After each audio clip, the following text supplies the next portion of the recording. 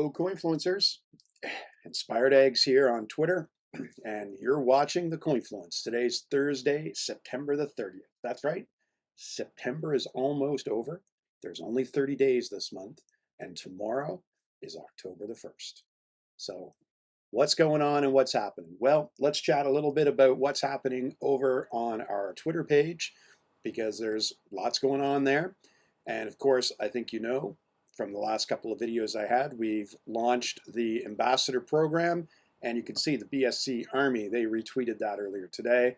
And we have broken into the 9th phase of our ICO, counting down now to our November the 17th listing, but we are now in the 9th phase. So that's very important as well.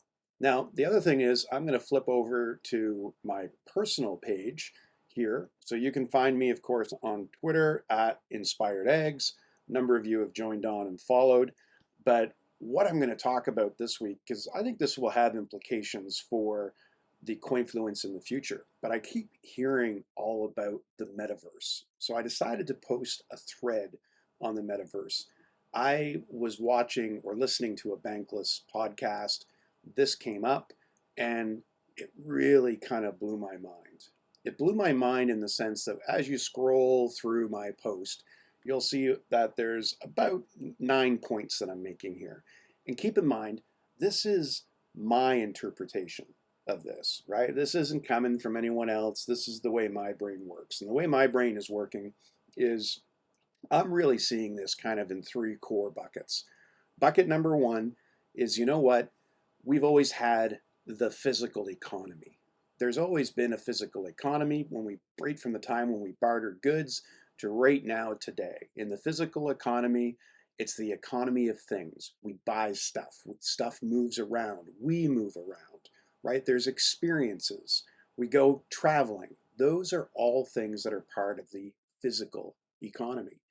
Now, there's also the digital economy, but the digital economy is a bit of a bridge, right? It's a bridge of sorts because a lot of the stuff in the digital economy, it starts off in the physical economy.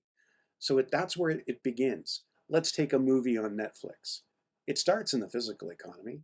There are sets, there's locations, there's actors, all of which are in that physical realm. Now, fair enough, we could say that, okay, well, what about a Disney production?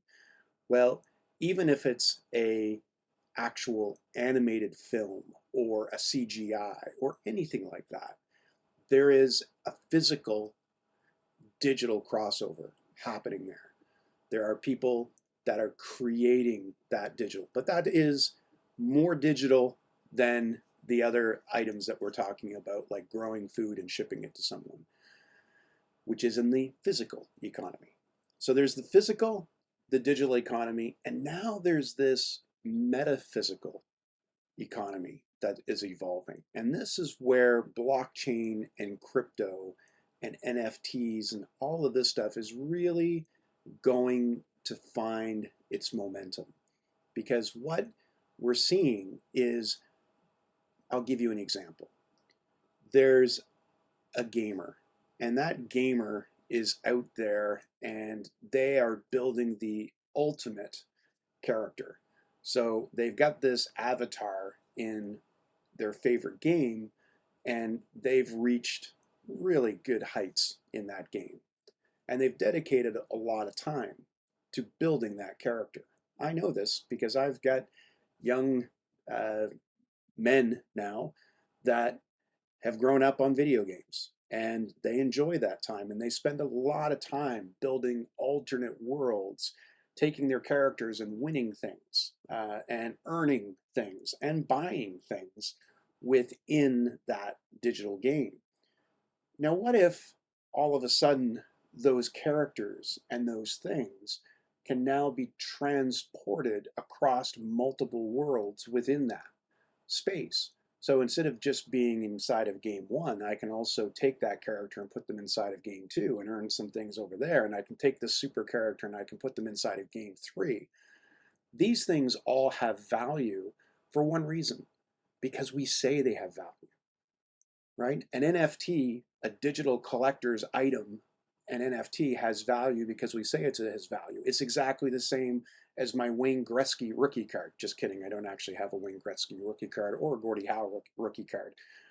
But if that was worth $1 million for that antique hockey card, collector's item, what's to say an NFT is not worth $1 million to someone? Most importantly, what's not to say that this avatar that I have created entirely inside a digital world, completely created inside there, that is the essence of the metaverse, because there's value to the things that that character has, or even that avatar itself. That means it has value across that metaverse, and people will pay for that value. And that's where crypto starts to come into this entire picture, because crypto becomes the currency of the metaverse. And that is going to be a whole other topic of conversation, particularly as you'll see at the bottom when I mention about, I got to think about regulation now. And what happens when we talk about these three distinctive economies and how crypto is colliding within the physical, the digital, and the metaphysical economies with the physical and digital aspects of government and regulation. We'll leave that for another episode. Let's think on that. I'm Inspired Eggs. You're watching the Coinfluence, and tomorrow is Friday. Week's not over yet, and we'll chat to you then. Have a good one.